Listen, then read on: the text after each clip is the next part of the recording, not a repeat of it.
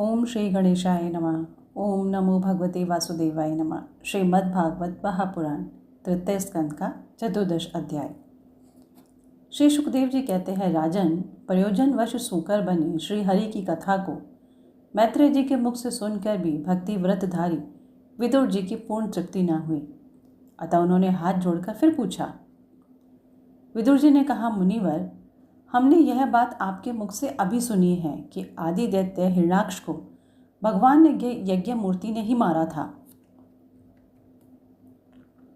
ब्रह्मन जिस समय भगवान लीला से ही अपनी दाढ़ों पर रखकर पृथ्वी को जल में से निकाल रहे थे, उस समय उनसे दैत्यराज हिरण्याक्ष की मुठभेड़ किस कारण हुई?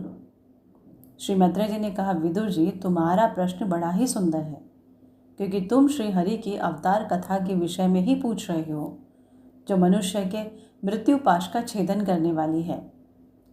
देखो, उत्तानपाद का पुत्र ध्रुव बालकपन में श्री नारद जी की सुनाई हुई हरि कथा के प्रभाव से ही मृत्यु के सिर पर पैर रखकर भगवान के परम पद पर आरूढ़ हो गया था। पूर्व काल में एक बार इसी वाराह भगवान और हिरण्याक्ष के युद्ध के विषय में देवताओं के प्रश्न करने पर देव श्री ब्रह्मा जी ने उन्हें यह इतिहास सुनाया था और उसी की परंपरा से मैंने सुना है। विदुर जी, एक बार दक्ष की पुत्री दिति ने पुत्र प्राप्ति की इच्छा से कामातुर होकर सायकाल के समय ही अपने पति मरीचिनंदन कश्यप जी से प्रार्थना की। उस समय कश्यप जी खीर की आहुतियों द्वारा अग्नि जीवः भगवान यज्ञपति की आराधना कर सूर्यास्त का समय जान अग्निशाला में ध्यानस्थ होकर बैठे थे। दिति ने कहा, विद्वान, मतवाला हाथी जैसे केले के वृक्ष को मसल डालता है, उसी प्रकार यह प्रसिद्ध धनुधर कामदेव मुजवला पर जोर जताकर आपके लिए मुझे बेचैन कर रहा है।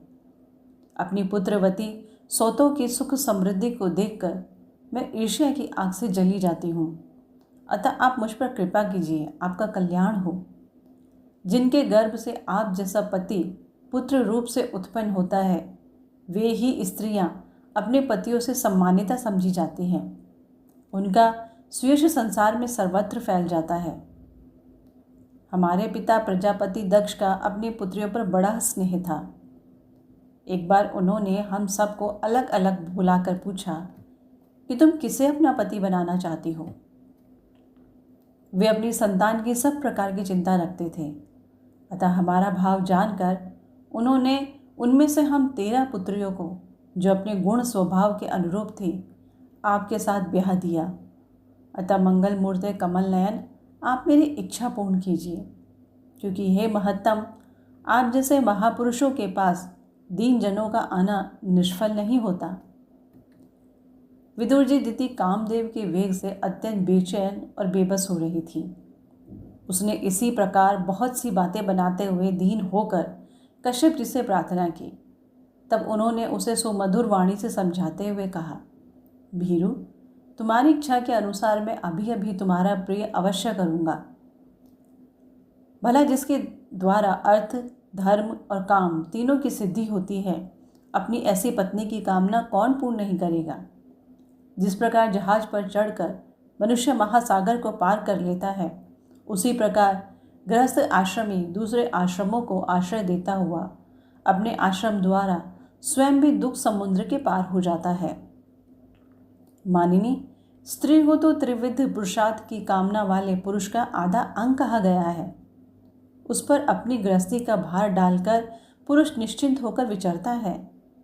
इंद्रिय रूप शत्रु अन्य आश्रम वालों के लिए अत्यंत दुर्जय है, किंतु जिस प्रकार किले का स्वामी सुगमता से ही लूटने वाले शत्रु को अपने अधीन कर लेता है, उसी प्रकार हम अपनी विवाहिता पत्नी का आश्रय लेकर इन इंद्रिय रूप शत्रुओं को सहम में ही जीत लेते हैं।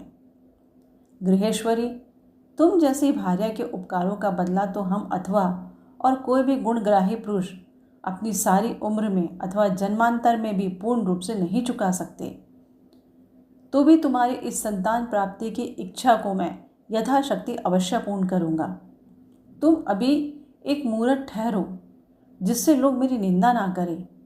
यह अत्यंत घोर समय राक्षस आदि घोर जीवों का है और देखने में भी बड़ा भयानक है। इसमें भगवान भूतनाथ के गण भूत प्रेत आदि घूमा करते हैं।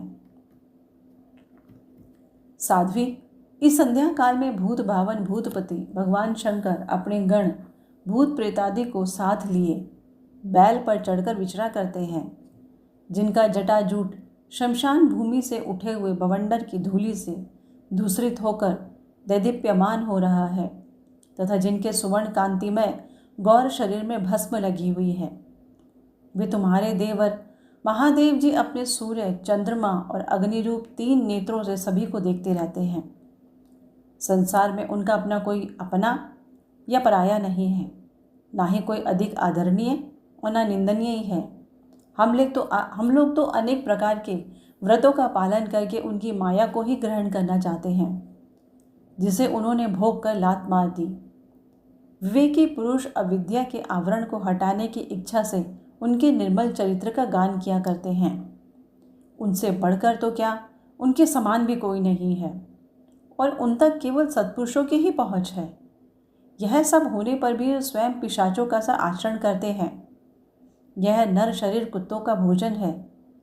जो अविवेकी पुरुष आत्मा मानकर वस्त्र, आभूषण, माला और चंदन आदि से इसी को संवारते सजाते रहते हैं, वे अभागे ही आत्माराम भगवान शंकर के आचरण पर हंसते हैं। हम लोग तो क्या, ब्रह्मादि लोकपाल भी उन्हीं की बांधी हुई धर्म मर्यादा का पालन करते हैं। वे ही इस विश्व के अधिष्ठान है तथा यह माया भी उन्हीं की ही आज्ञा का अनुसरण करने वाली है। ऐसे होकर भी वे प्रेतों का सा आचरण करते हैं।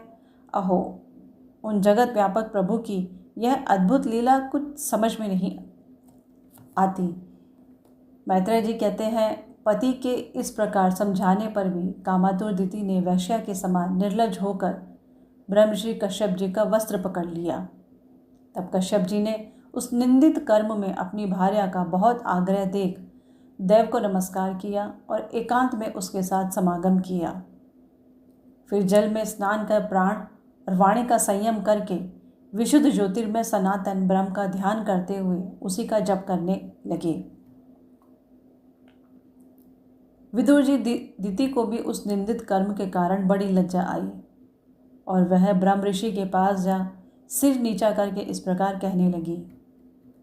दिति बोली, ब्राह्मण, भगवान रुद्र भूतों के स्वामी हैं। मैंने उनका अपराध किया है, किंतु वे भूत श्रेष्ठ मेरे इस गर्भ को नष्ट ना करें। मैं भक्त वाछा कल्पतरु उग्र एवं रुद्र रूप महादेव को नमस्कार करती हूँ।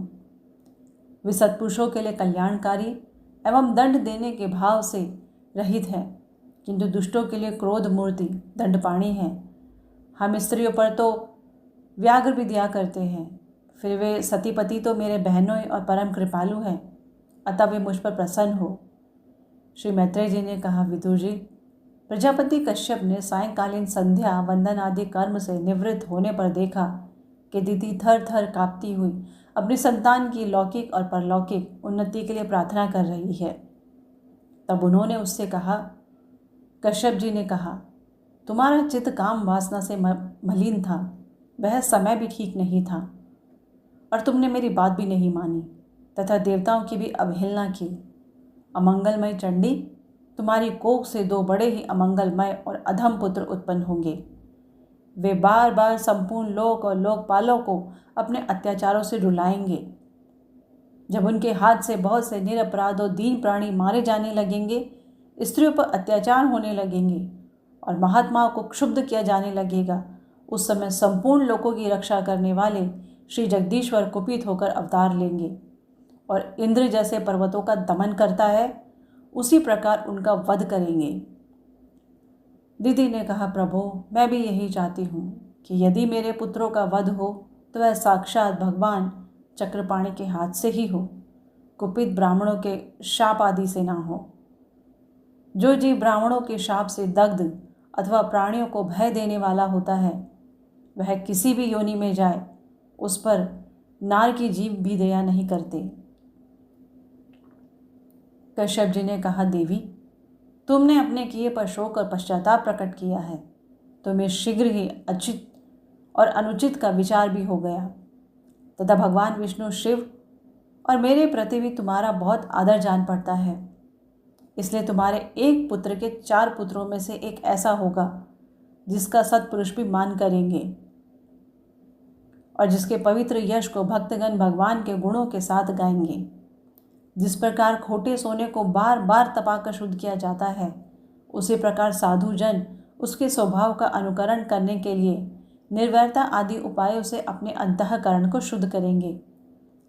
जिनकी कृपा से उन्हीं का स्वरूप भूत यह जगत आनंदित होता है, वे स्वयं प्रकाश भगवान भी उसकी अनन्य भक्ति से संतुष्ट हो जाएंगे। द्वितीय, यह बालक बड़ा ही भगवत भक्त, उदार हृदय, प्रभावशाली और महान पुरुषों का भी पूज्य होगा तथा प्रौढ़ भक्तिभाव से विशुद्ध और भावान्वित हुए अंतःकरण में श्री भगवान को स्थापित करके देह अभिमान को त्याग देगा। वह विरक्तों में अनासक्त, शीलवान, गुणों का भंडार और दूसरों की समृद्धि में सुख और दुख में दुख मानने वाला होगा। उसका कोई शत्रु ना होगा तथा चंद्रमा जैसे ग्रीष्म ऋतु के ताप को हर लेता है, वैसे ही वह संसार के शोक को शांत करने वाला होगा। जो इस संसार के बाहर भीतर सब और विराजमान है, अपने भक्तों की इच्छा अनुसार समय समय पर मंगल विग्रह प्रकट करते हैं और लक्ष्मी रूप लावण्य मूर्ति ललना की भी शोभा बढ़ाने वाले हैं तथा जिनका मुखमंडल झिलमिलाते हुए कुंडलों से शोभित है, उन परम पवित्र कमलनय श्री हरि का तुम्हारे पौत्र को प्रत्यक्ष दर्शन होगा। श्री मैत्रेय जी कहते हैं, विदुर जी, दिति ने जब सुना कि मेरा पौत्र भगवान का भक्त होगा तब उसे बड़ा आनंद हुआ तथा यह जानकर कि मेरे पुत्र साक्षात श्री हरि के हाथ से मारे जाएंगे, उसे और भी अधिक उत्साह हुआ। तृतीय स्कंद का 14 अध्याय संपन्न हुआ। ओम नमो भगवते वासुदेवाय नमः।